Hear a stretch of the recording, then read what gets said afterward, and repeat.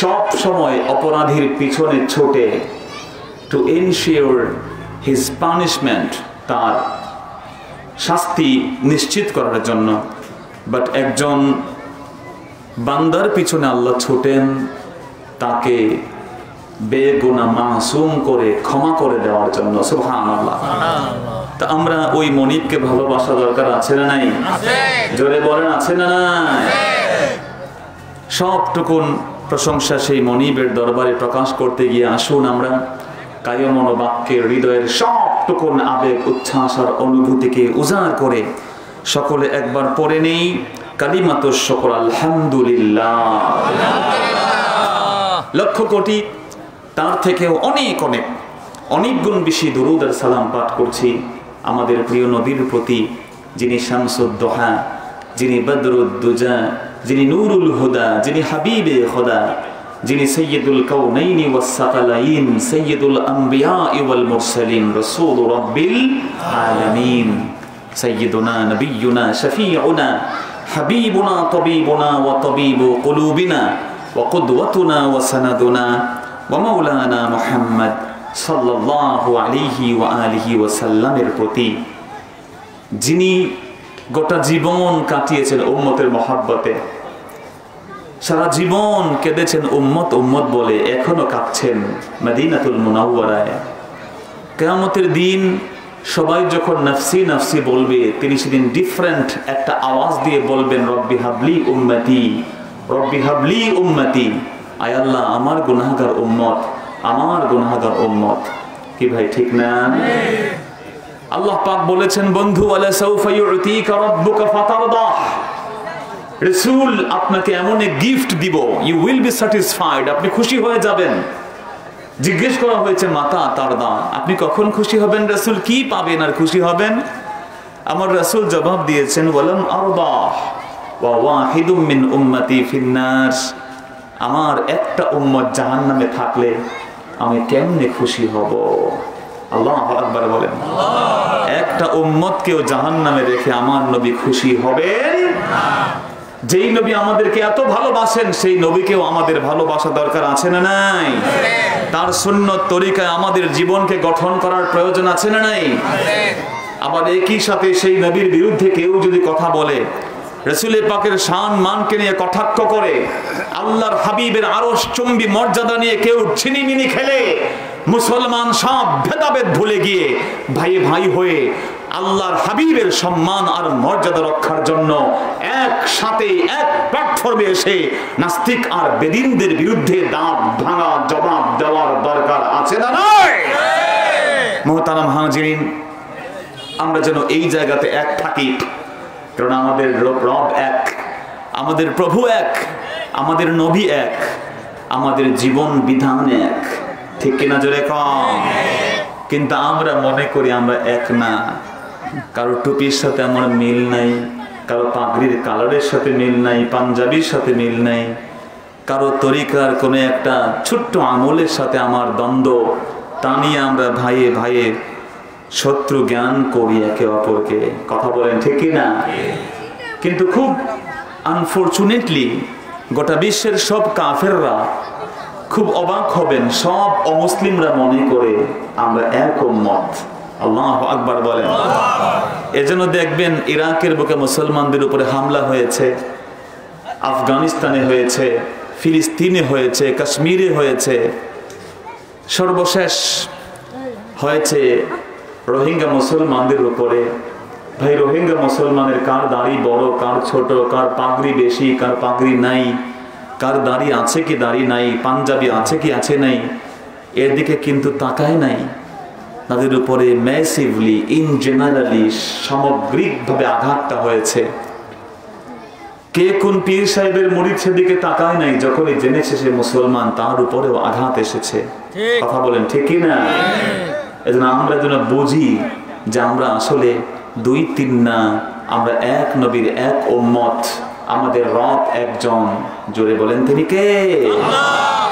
আল্লাহ তো বলেছেন জেনে রাখবে তোমরা উম্মত হচ্ছ উম্মাতান ওয়াহিদা, তোমরা ওয়ান ফলোয়ার, একটাই উম্মত তোমরা।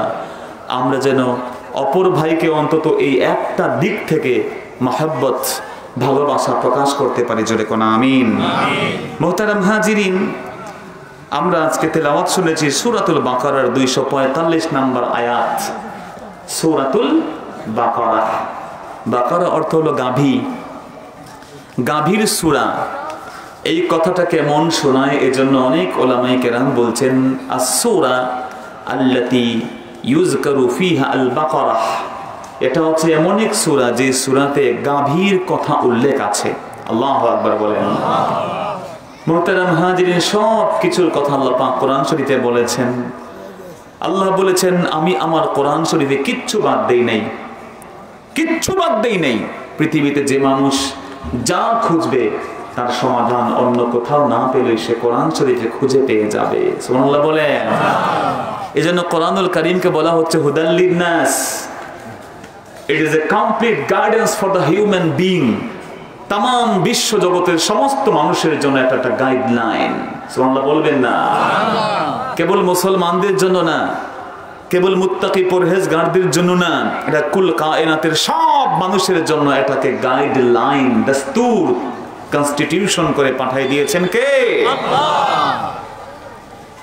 এই জন্য আমার মুসলমান ভাইয়েরা, এই কোরআনুল কারীম যার মধ্যে আল্লাহ রাব্বুল আলামিন সব উল্লেখ করেছেন, এমনকি আম্মা জান আয়েশা রাদিয়াল্লাহু আনহা বলেন দুনিয়ার কোন গোলাম যদি তার জুতার ফিতাটাও হারিয়ে ফেলে, ওই জুতার ফিতাটা খুঁজে না পায়, সে যেন কোরআন শরীফ পড়া শুরু করে জুতার ওই ফিতাটা, হারানো ফিতা ফিরিয়ে দিবেন তাকে কে?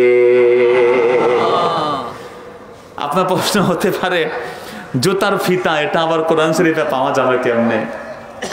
ভাই আমার, পাওয়া যাবে এইভাবে যে একজন নাস্তিক এক মুসলমানকে প্রশ্ন করেছিল তোমার কোরআন শরীফে নাকি সব কিছু আছে, বলো তো আজকে পেঁয়াজের দাম কত? কোরআন শরীফ উত্তর দিতে পারবে কিনা?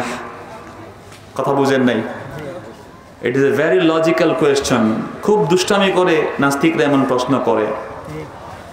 মুসলমান সন্তান জবাব দিল অবশ্যই এই কথাটাও কোরআন কারিমে আছে। কোরআনুল কারিমে কোনো কিছু বাদ নাই। কোরআন কারিম কেবল মসজিদের এই কিতাব না, কেবল মাদ্রাসার কিতাব না, বরং এই কোরআন কারিমকে গোটা বিশ্ব জগতের অর্থনীতি, সমাজনীতি, রাজনীতি, পররাষ্ট্রনীতি, আন্তর্জাতিক নীতির গ্রন্থ হিসেবে নাজিল করে দিয়েছেন কে? এই কোরআনুল কারিমে ব্যবসা বাণিজ্যের কথা আছে না নাই? ভাই একটু সাহস করে বলেন না, আছে না নাই?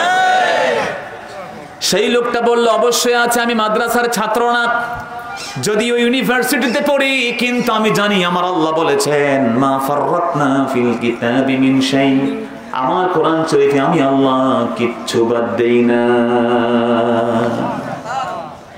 ছেলেটা তখন এক দোকানদারকে ফোন দিল, দিয়ে জিজ্ঞেস করলো পেঁয়াজের রেট কত? দোকানদার বলল পেঁয়াজ 32, বা খুব বেশি রেট থাকলে 200-250 টাকাও তো হয়েছে, ঠিক না? আমাদের বন্ধু যারা আছে ইলিশ মাছ পাঠাইছেন পদ্মার, পরদিনই পাঠাই দিয়েছে পেঁয়াজের বস্তা বন্ধ করে দিয়েছে। কথা কোন ঠিক কিনা? কিন্তু আমাদের জানা দরকার আমাদের বন্ধু পাশের দেশ না, পলিটিক্যাল লিডার না, আব্দুল করিম আব্দুর রহিম না, বন্ধু মুসলমানদের একজন। জোরে বলেন তিনি কে? আল্লাহ জানিয়ে দিয়েছেন আল্লাহু ওয়ালিয়ুল্লাযীনা আমানু ইউখরিজুহুম মিনাজ যুলুমাতি ইলান নূর। মুমিনদের বন্ধু আর কেউ নয়। মুমিনদের বন্ধু পৃথিবীতে কেউ কোন বন্ধুকে, কোন মানুষকে বন্ধু বানাতে পারে না। রাসূল নিজে বলেছেন লাউ কুনতু মুত্তাখিজান খালিলা লাত্তাখাযতু আবা বকরিন খালিলা। যদি আল্লাহর কোন গোলামকে বন্ধু বানানো জায়েজই হতো, রে দুনিয়ার আমার উম্মতেরা শোনো, যদি এটি পারমিটেড হতো, লিগ্যাল হতো, তাহলে আমি সবার আগে আমার আবু বকরকে বন্ধু বানিয়ে নিতাম। কিন্তু আবু বকর কেন? এই দুনিয়াতে কাউকে বন্ধু বানানো যাবে না। মুমিন যদি আল্লাহর গোলাম হয়, ঈমান এনে ফেলে, জানতে হবে মুমিনের বন্ধু একজন, তিনি কে? তা আমরা তো বন্ধুর জন্য সুইসাইড করে না?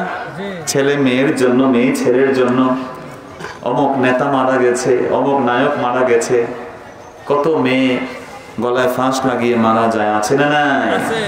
আরে ওগুলো তোমার ফেক ফ্রেন্ড, যেই বন্ধু করো বিরক্ত হন না কোনোদিন। তোমার বন্ধুকে 2-3 দিন বললে বিরক্ত হবে, মেজাজ খারাপ করে ফেলবে, বাট এমন রব তিনি জানিয়েছেন ইন্নাল্লাহা লা ইয়াগদিব, বান্দা যখন না ডাকে আল্লাহ রাগ হয়ে যান। আল্লাহু আকবার। ইন্নাল্লাহা লা ইস্তাহিয়া ইয়ারুদ্দাহু সিফারা, বান্দা যখন রব্বুল আলামিনের কাছে কিছু চায় রব্বুল আলামিন খালি হাতে ফিরিয়ে দিতে লজ্জা পান। তিনি বলেছেন উদউনি আস্তাজিব লাকুম, রাত, সন্ধ্যা, সকাল, গভীর রাত, সবাই যখন ঘুমিয়ে আছে, কেউ জাগ্রত নাই রে গোলাম, যখনই আমাকে ডাকো আমি আল্লাহ জবাব দিতে প্রস্তুত হয়ে আছি।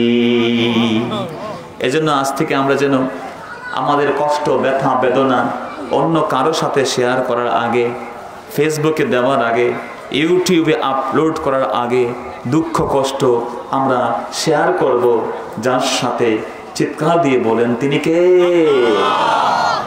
তিনি চাইলে খুশি হন, বারবার চাইলে তিনি বিরক্ত হন না। এমন বন্ধুর দরকার আছে না নাই? আমার ভাইরা পেঁয়াজের মূল্য জানলো, ছেলেটা এসে বলল শোনো নাস্তিক, আজকে পেঁয়াজ এত টাকা চলে। তখন ওই নাস্তিক বলল তুমি তো একটা লোককে জিজ্ঞেস করে পেঁয়াজের দাম বললা, কোরআন শরীফে আছে বললা যে। সে বলল শোনো, কোরআন শরীফে আমার আল্লাহ জানিয়ে দিয়েছেন সূরাতুন নাহলের মধ্যে রব্বুল আলামিন জানিয়ে দিয়েছেন ফাসআলু আহলায যিকরি ইন কুনতুম লা তা'লামুন, যদি না জানো তাহলে যারা জানে তাদেরকে জিজ্ঞেস করে জেনে নাও। সুবহানাল্লাহ। যেহেতু আমি কোনো মাসলা জানতে হলে আমি জানি না, আলেমদেরকে জিজ্ঞেস করি। একটা বিল্ডিং তৈরি করব, এটা আমার জন্য ম্যান্ডেটরি যে একজন আর্কিটেক্টকে ডেকে বিল্ডিং এর ডিজাইন করব।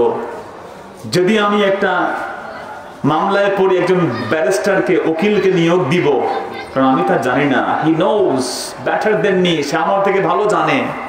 তো যেহেতু বাজারের মূল্য কত এটা আমার কাছে unknown, so I have to ask the learned person, আমি যে ব্যক্তি জানে তার কাছে জিজ্ঞেস করতে হবে। তো আমাকে কোরআন শরীফ শিখাই দিয়েছে। আল্লাহু আকবার বলে। আম্মা জান বলেছেন জুতার ফিতা হারিয়ে গেলেও কোরআনে পাবে, তার মানে হলো যখন তোমাকে কোনো বিপদ পেয়ে বসবে, فإذا أصابتهم مصيبة قالوا إنا لله وإنا إليه راجعون। একজন ধৈর্যশীল ব্যক্তি হলো সে, যখনই তাকে কোনো বিপদ পেয়ে বসে, বিপদ পেয়ে বসলে সে হাহুতাশ করে না, পাগলামি করে না, তখনই সে বলে ফেলে ইন্না লিল্লাহ। যেরকম কি বলে ইন্না লিল্লাহ। কেউ যদি বারবার পড়ে হারানো বস্তুটাকে তার কাছে আবার ফিরিয়ে দিবেন কে? তো সূরা বাকারা, যার মধ্যে গাভীর কথা উল্লেখ আছে, তার 245 নম্বর আয়াত আমরা তিলাওয়াত শুনেছি। এই আয়াতুল কারিমার উপর নির্ভর করে আমরা কিছু কথা শুনবো। আল্লাহ যেন আমাদেরকে তৌফিক দান করেন। জোরে কর না আমিন। সূরা বাকারার 245 নম্বর আয়াতে আল্লাহ বলছেন মান যাল্লাযী ইউকরিদুল্লাহা কারদান হাসানা। কে আছো তোমরা? কে আছো? তাকে জিজ্ঞেস করেছেন, তিনি বান্দাদেরকে জিজ্ঞেস করেছেন তোমরা কেউ কি আছো যে আল্লাহ রাব্বুল আলামিনকে ঋণ দিতে পারো? ভাই আপনার বিবেক কি বলে আল্লাহকে ঋণের প্রয়োজন আছে? জোরে বলেন। আল্লাহ রাব্বুল আলামিন সম্পর্কে আমরা সকলেই পড়েছি কুল হুয়াল্লাহু আহাদ আল্লাহুস সামাদ। আমাদের রব একজন, জোরে বলেন তিনি কে? আল্লাহ নিজে বলছেন আল্লাহুস সামাদ। আল্লাহ রাব্বুল আলামিন তিনি ইন্ডিপেন্ডেন্ট, তিনি সার্বভৌমত্বের মালিক। রব্বুল আলামিন তিনি কারো উপরে নির্ভর করেন না, তিনি অভাব মুক্ত। আল্লাহু গানিয়ুন ওয়া আনতুমুল ফুকারা। আমার আল্লাহ ধনী, আমরা সকলে ফকির। কিন্তু আল্লাহ বলছেন কে আছো? আল্লাহকে ঋণ দিবে, দিলে কি হবে? আল্লাহ পাক তার রিওয়ার্ড বলছেন। আল্লাহ বলছেন ফায়ুদআইফাহু লাহু আদআফান কাসীরা। আল্লাহ বলছেন এই দুনিয়ার বুকে কেউ যদি আল্লাহকে ঋণ দেয় তাহলে আমার আল্লাহ এটাকে অনেক অনেক গুণ বাড়ায়া দিয়ে দিবে। শুধু তাই না, ওয়াল্লাহু ইয়াকবিদু ওয়া ইয়াবসুত, আল্লাহ পাক তাকে কেউ ঋণ দিলে এটা আল্লাহ ভুলেন না, এটাকে আল্লাহ কবজ করে রাখেন, এটাকে আল্লাহ কবজ করেন না, শুধু এটাকে আরো আরো আরো বিস্তৃত করে দেন। আল্লাহু আকবার বলেন। ওয়া ইলাইহি তুরজাউন, আর দিন শেষে এটা পাবা কোথায়? কারণ তোমাকে তো যেতে হবে একজনের কাছে, তিনি কে? তার কাছে যাওয়া লাগবে, এটা হারানোর কোনো ভয় নাই। এই যে কর্জ আল্লাহকে আমরা দিব, এই কর্জ কোনোভাবে হারিয়ে যাওয়ার সুযোগ নাই। মুহতারাম হাজিরিন, যেই প্রশ্নটা আমাদের কাছে এসেছে যে আল্লাহ তো অভাব মুক্ত, বাট তিনি কেন ঋণ চাইলেন, লোন স্যাংশন করতে চাইলেন কেন? এই আয়াত যখন নাজিল হয়েছে তারপরে তাফসিরের কিতাবগুলোতে এসছে যে রাসূল কারীম সাল্লাল্লাহু আলাইহি ওয়াসাল্লাম একদিন আবু বকর সিদ্দিক রাদিয়াল্লাহু পাঠালেন, যাও তুমি অমুক একটা গোত্র, নাম হলো বানু কাইনুকা, ইহুদিদের গোত্র, ওখানে গিয়ে ওই লোকদেরকে তুমি ইসলামের দাওয়াত দাও। আবু বকর ইহুদিদের কাছে যখন আবু বকর সিদ্দিক নরম মানুষ, ভেরি সফট হার্টেড মানুষ, তিনি খুব দিল দরিয়া মানুষ, কোরআন শরীফ তেলাওয়াত হলে তিনি হাউমাউ করে কেঁদে দেন। কোরআন শরীফ পড়ে ইমামতি করার মতো তার সাহস থাকে না, কোরআন তেলাওয়াত করলেই চোখ দিয়ে দর দর করে পানি পড়ে। এত নরম দিলের মানুষ আবু বকর সিদ্দিক চলে গেলেন বানু কাইনুকাতে, গিয়ে দাওয়াত দিলেন, তাদেরকে গিয়ে বললেন আমিনু ইত্তাকুল্লাহ আসলিম, আল্লাহর গোলামরা ইহুদিরা শোনো, ইসলাম গ্রহণ করে ফেলো, নিরাপত্তা পেয়ে যাবে। সেই সময় ইহুদিদের মধ্যে একজন আলেম ছিল, তার নাম ছিল ফিনহাস ইবনু আজুরাহ। ফিনহাস ইবনু আজুরাহ নাম কি? ফিনহাস।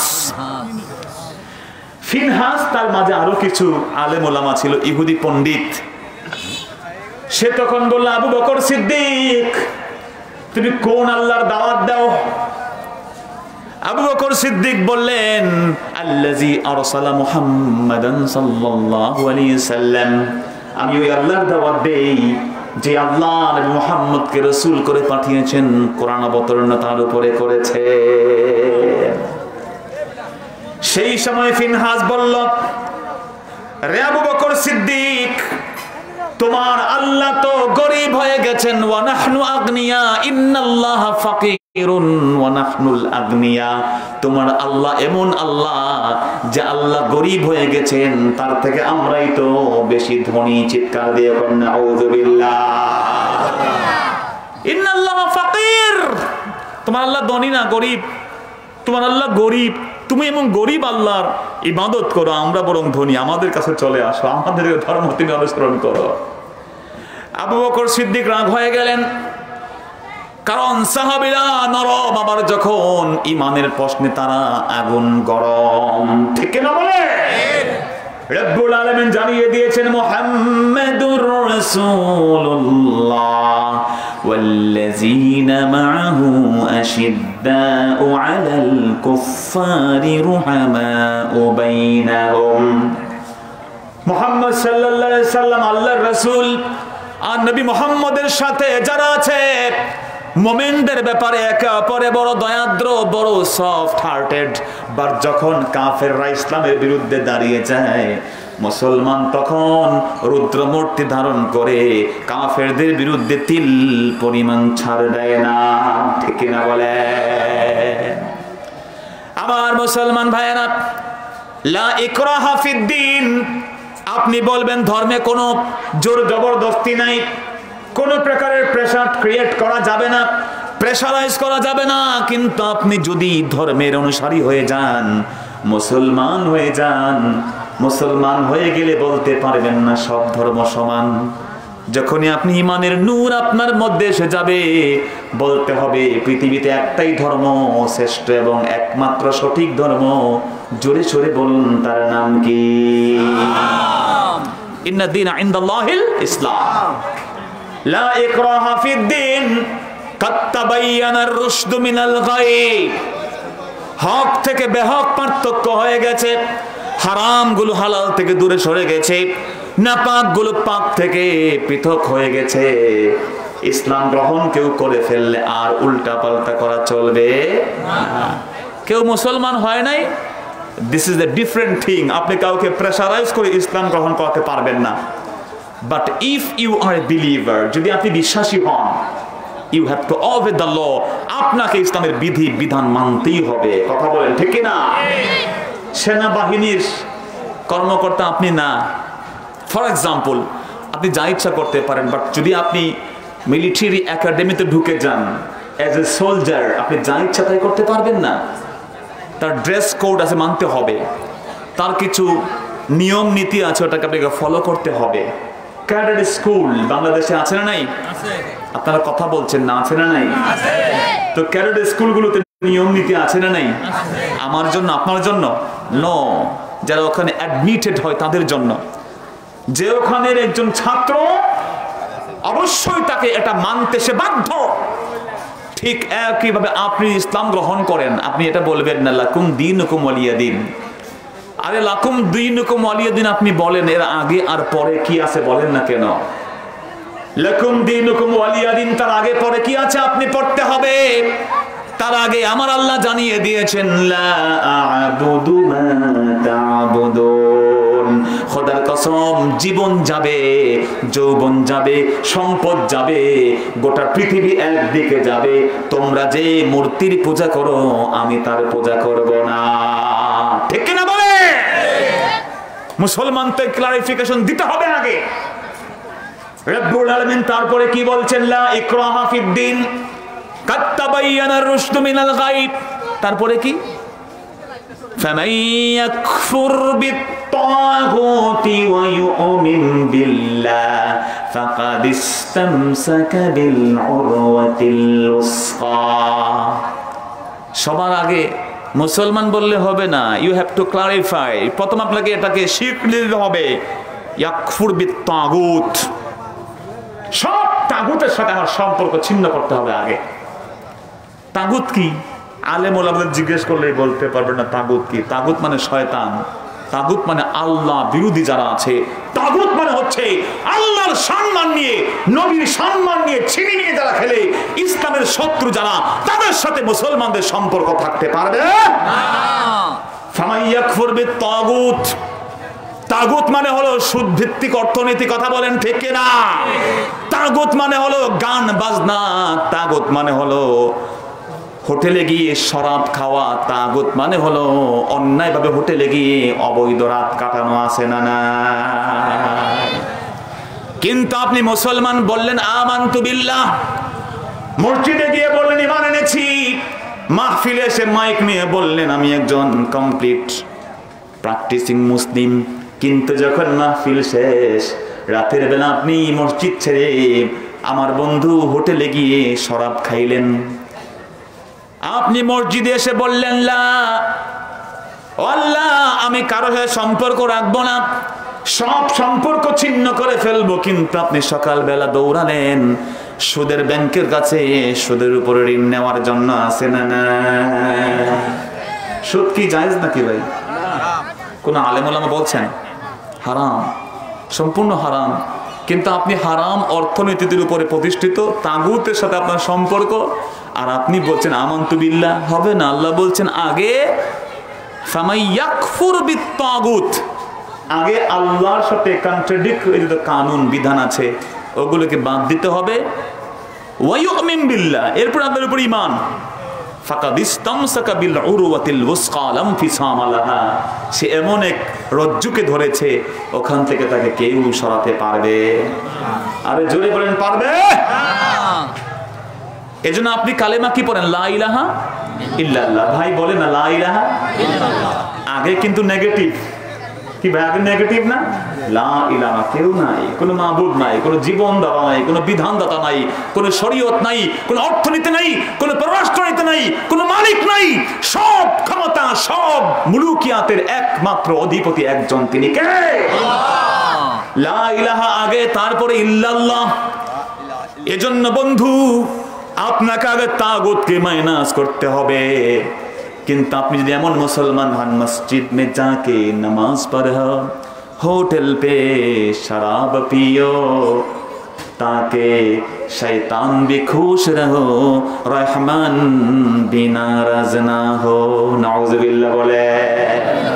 मस्जिदे গিয়ে নামাজ পড়লাম, হোটেলে গিয়ে শরাব পান করলাম, যাতে করে আমার আল্লাহ তিনিও খুশি থাকেন, শয়তান নারাজ না হয়ে যায়। এমন মুসলমান না, তার একটা নাম হলো মুনাফিক। কি বলেন তার নাম কি? আবু বকর সিদ্দিক যখন তাগুতের এই উচ্চারণ শুনলেন যে আমার আল্লাহকে ফকির বলতেছে, রাগ হয়ে গেলেন। ওনার ছেলে একদিন এসে বলছে, আবু বকর কত নরম সাহাবী, চিনেন না ওনাকে আপনারা? রাসূল বলছেন আমি বন্ধু বানালে তারে বানাইতাম। ইজ হুমা ফিল গার, ওই যে আপনার গারে সুরে রাসূল যখন হিজরত করতে যান তখন আবু বকর সিদ্দিক ছিলেন। এমন একজন মহান সাহাবী, এত নরম দিলের সাহাবী। তার ছেলে এসে বলছেন, আবু বকর বাবা, কুনতু ওকাতিলু মাআকা হিনা কুনতু মুসলিম কাফেরা, যখন আমি কাফের ছিলাম তোমার লগে যুদ্ধ করছি। আব্বা তোমাকে বহু চান্স পাইছি কিন্তু মারি নাই। কেন? ইউ আর মাই ড্যাড, তুমি আমার আব্বা, এই জন্য মারি নাই। আমি কাফের, তুমি মুসলমান, নবীকে প্রটেক্ট করতে গেছো, তোমাকে ছেড়ে দিছি, তুমি আর আব্বা বলে আব্বা। এখন তো মুসলমান, এখন পূর্ণ ইমানদার হয়ে গেছি। কিন্তু আবু বকর সিদ্দিক কি বলেছেন শুনলে আপনি অবাক হবেন, আপনি স্ট্রেঞ্জ হবেন। আবু বকর সিদ্দিক রাদিয়াল্লাহু বললেন, আমার বেটা কান পেতে শুনে নাও, বাবা বলে তুমি আমাকে ছেড়ে দিয়েছো, কিন্তু খোদার কসম করে বলি আমার নূর নবীকে মারার জন্য তুমি তরবারি উঁচু করেছো। আমি আবু বকর সিদ্দিক বলেছি তোমার জন্মদাতা বাবা আমি তোমার পিতা, তোমার জন্য কলিজায় মহব্বত আছে। কিন্তু যখন তুমি তাগুতের পক্ষে চলে গেছো, আল্লাহ এবং তার রাসূলের বিরুদ্ধে চলে গেছো, তরবারি তাদের পক্ষে উঠিয়েছো রাসূলের বিরুদ্ধে, আমি সামান্য সুযোগ পেলে আল্লাহর কসম সন্তান তোমাকে ছেড়ে দিতাম না।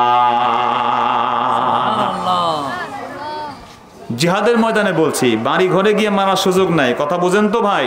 এগুলো ইসলামের মিস ইন্টারপ্রিটেশন করে কিছু তথা কথিত বুদ্ধি প্রতিবন্ধী, ঠিক কিনা বলে? এরা বলে দ্য শর্ট ভার্স, কোরআন শরীফে তরবারির আয়াত আছে। কি আয়াত? যেখানে মুশরিকদের পাও সেখানে মারো। আর এই মুশরিকদের যেখানে পাও সেখানে মারো, এটা ইন জেনারেল না, সব জায়গায় পাইলেই মারা যাবে না। আল্লাহ তো এটাও বলেছেন, ওয়ালা তাসুব্বুল্লাযিনা ইয়াদউনা মিন দুনিল্লাহ, আল্লাহ ছাড়া কেউ কারো মূর্তিকে ডাকুক, একজন মূর্তিকে মুসলমান তুমি গালি দিতে পারবে না। এটা কেন বলো না তুমি? এটা হচ্ছে যুদ্ধের ময়দানে। আরে বাবা, যুদ্ধের ময়দানে তো কে কাকে বাঁচাবে? মার কাট, আক্রমণ, অ্যাটাক, এটাই তো যুদ্ধ। কথা বলেন ঠিক কিনা? যুদ্ধের ময়দানের আয়াতকে আপনি সব জায়গায় খাটাবেন না।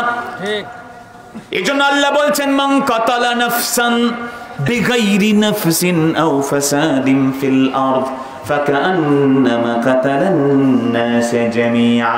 এই দুনিয়ায় কেউ যদি একটা জীবনকে মেরে ফেলে, একটা কাফের হতে পারে, হিন্দু হতে পারে, মুসলমান হতে পারে, ইহুদি, নাসারা, খ্রিস্টান, বৌদ্ধ হতে পারে। আল্লাহ বলেন নাই মান কাতালা মুসলিমান, কেউ যে মুসলমানকে মারলো, বলছেন মান কাতালা নাফসাহ, যেটা জীবনকে মেরে ফেললো, কেমন যেন গোটা এন্টায়ার ওয়ার্ল্ড, গোটা পৃথিবীর সবাইকে সে মেরে ফেলে দিল। সুবহানাল্লাহ বলবেন না ভাইয়েরা? ইসলাম মানবতার মর্যাদা কত বেশি দিয়েছে যে একজন হিন্দুকে আপনি চাইলে মেরে ফেলতে পারবেন না, যতক্ষণ সে আপনার বিরুদ্ধে জিহাদের ময়দানে অবতীর্ণ না হবে। কিন্তু আপনি শর্ট ভার্স কোরআনের আয়াতকে আপনি বানালেন যে তরবারির আয়াত বলে মুসলমানদেরকে জঙ্গি বললেন। এর ব্যাখ্যা কোনদিন জনসাধারণ কবুল করবে? জোরে বলেন করবে?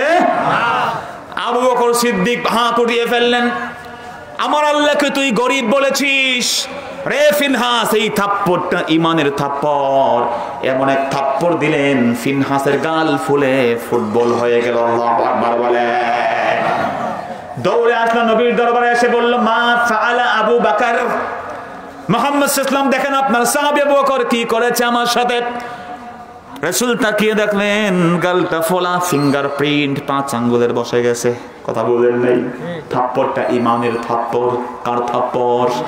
ব্যক্তিগত আক্রোশ নয়, আল্লাহর বিরুদ্ধে কথা বলেছে, নবীর বিরুদ্ধে কথা বলেছে, সহ্য করার সুযোগ নাই। কথা কোন ঠিক না? এজন্য থাপ্পড় উঠাইলে, হাত ভাঙতে চাইলে মুসলমানের সন্তান যদি হয়ে থাকেন, আলেম ওলামাদের হাত ভাঙতে যায়েন না। হাত ভাঙতে হলে ভাঙবেন যারা আল্লাহকে গালি দেয়, রাসূলকে গালি দেয়, তাদের হাত ভেঙে দেওয়ার হুমকি দেন। বাংলাদেশে কোন নাস্তিক রাসূল আর আল্লাহর বিরুদ্ধে কথা বলার সাহস পাবে না। কথা বলেন ঠিক না? আপনি সেই সাহস দেখান, আপনার পিছনে আমার আল্লাহর মদদ থাকবে। তাম বাংলাদেশের হাজার হাজার না কোটি কোটি মুসলমান আপনার পিছনে থাকবে। কথা বলেন ঠিক না? কিন্তু মুসলমান আপনি আরেক ভাইয়ের হাত ভাঙতে বলেন, দেশ ছেড়ে পলায় যেতে বলেন, এগুলো কেমন কথা ভাই? আল্লাহ পাক বুঝদান করুক, জোরে কর না আমিন। ফিনহাসকে রাসূল বলেন, কেন মারছে আবু বকর তোমাকে? এমনি মারছে, আমি কিছু কই নাই, আমার অপরাধ কিছু না, আপনার সাহাবী শুধু শুধু আমারে মারছে। অস্বীকার করে ফেললো, কারণ ইহুদিরা খুব মিথ্যুক জাতি। কথা বলেন ঠিক না?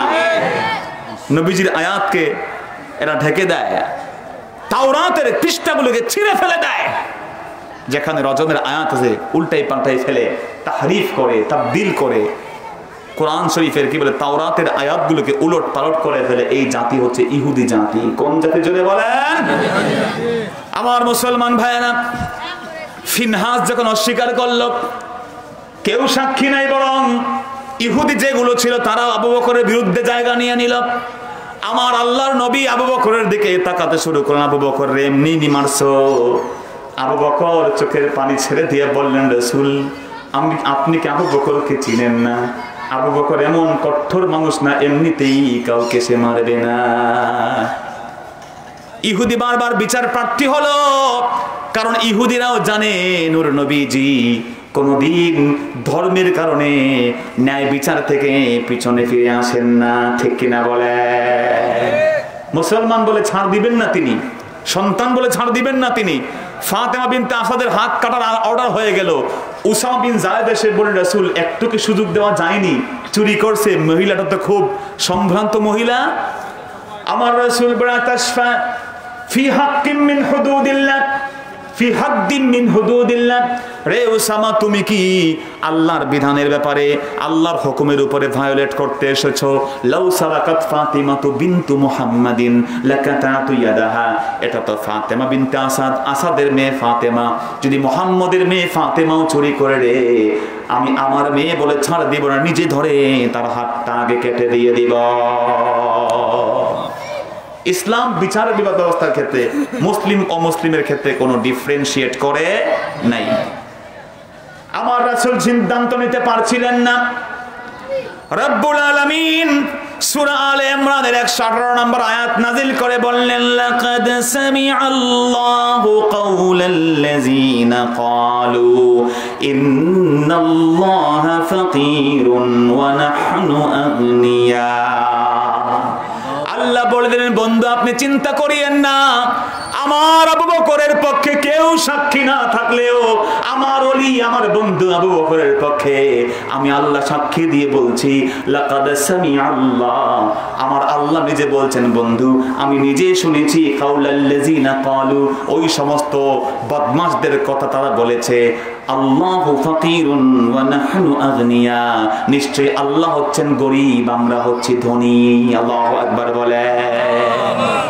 বন্ধু আমি আল্লাহ আপনাকে রিকমেন্ড করছি, আবু বকর মিথ্যুক নয়, এতে সিদ্দিক।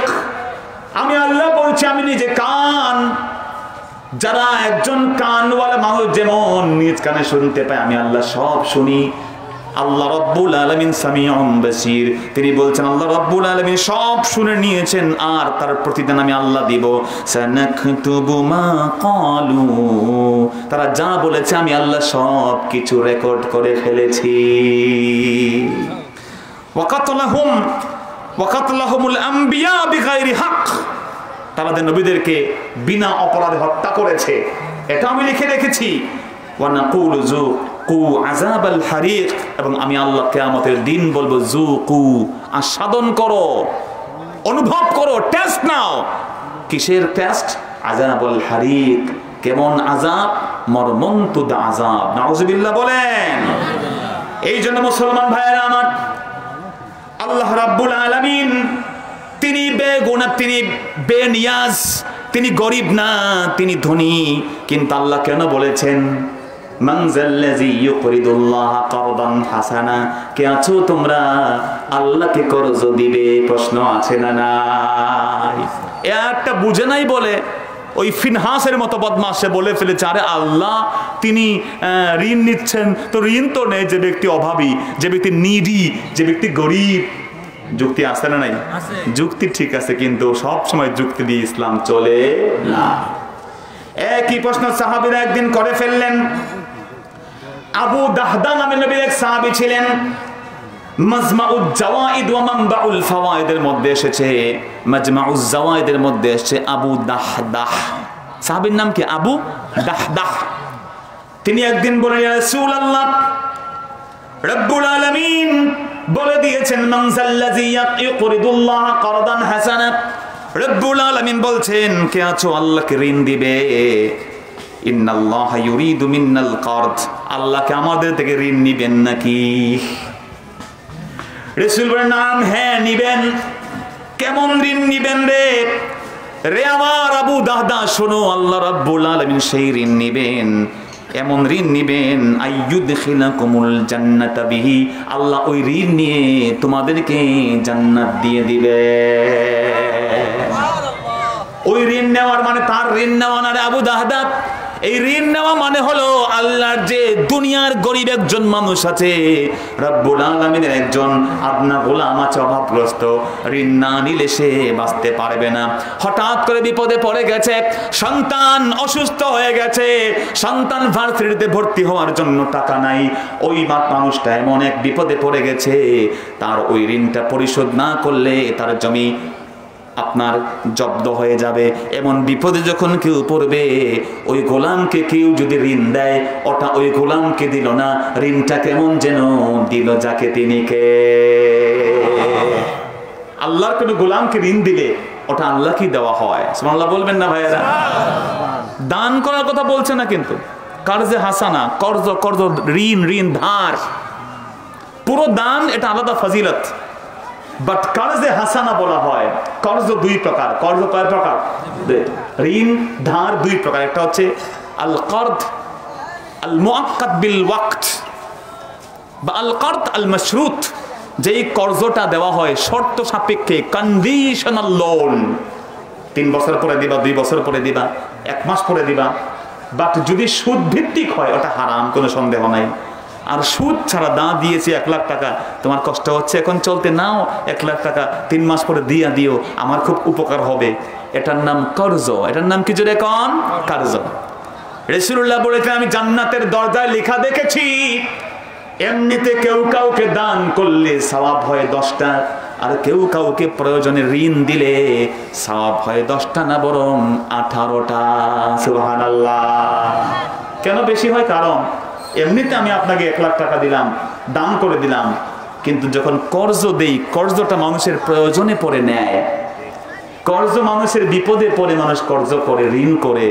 যখন সে হেল্পলেস হয়ে যায়, in very need, extreme need যখন পড়ে, তখন বলে, আহা, কোথা থেকে 1 লাখ টাকা হলে আমার বিপদ থেকে উদ্ধার হইতে পারতাম। যদি ওই সময় কেউ পুরোপুরি দান না করে, কিছুটা সময়ের জন্য হেল্প করে, আমার রাসূল বলছেন 1 টাকা দান করলে 10 গুণ নেকি হয়, কিন্তু 1 টাকা যদি 1 লাখ টাকা, 1 লাখ টাকা, 1 টাকা যা আপনি কেউকে কর্জ দেন, 18 গুণ সওয়াব দিয়ে আপনাকে মালামাল করে দিবেন কে? আল্লাহ। এই জন্য আল্লাহর গোলামকে দান করলে আল্লাহকে দান করা হয়, আল্লাহর গোলামকে সাহায্য করলে আল্লাহকে সাহায্য করা হয়। কারণ আল্লাহ রাব্বুল আলামিনের গোটা সৃষ্টি জগৎ তার পরিবার। কথা কোন ঠিক কিনা? রাসূল বলেছেন, আল খালকু আয়ালুল্লাহ, আমার আল্লাহর সৃষ্টি তার পরিবার। এই জন্য আব্দুল কাদের কবিতা লিখেছেন মানব সেবা। তিনি বলেছেন, হাসরের দিন বলিবেন খোদা, হে আদম সন্তান, তুমি মোরে সেবা করো নাই যবে ছিনু রোগে অজ্ঞান। হাসরের দিন আল্লাহ রাব্বুল আলামিন বলবেন, বনি আদম, তুমি আমারে কেন সেবা করো নাই? আমি তো অজ্ঞান হয়ে গিয়েছিলাম রোগে পড়ে। মানুষ বলিবে, তুমি প্রভু করতার, আমরা কেমনে লইব তোমার পরিচর্যার ভার। কি ভাই, কবিতা আছে না নাই? সহিহ মুসলিমের এই হাদিসটাকে আল্লাহর বান্দা আব্দুল কাদের তিনি কাব্যানুবাদ করে দিয়েছেন। বান্দার সাথে আল্লাহর কিয়ামতের কথোপকথন, ডায়লগ, ডিসকাশন। আল্লাহ বলছেন আমারে তুই সেবা করস নাই কেন?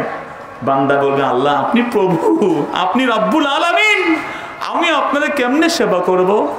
রব্বুল আলামিন জানিয়ে দিবেন, বলিবেন খোদা দেখনি মানুষ কেঁদেছে রোগের ঘরে, তারি শুশ্রূষা করিলে তুমি যে সে তাই পাইতে মোরে। সুবহানাল্লাহ। রব্বুল আলামিন জানিয়ে দিবেন বান্দা তুমি কি দেখো নাই, তুমি কি জানো না, আন্না আবদি ফুলানান মারিদা ফালাম তাউদহু, আমার কিছু গোলাম ছিল, কোন এক গোলাম ছিল অসুস্থ, তুমি তাকে সেবা করো নাই।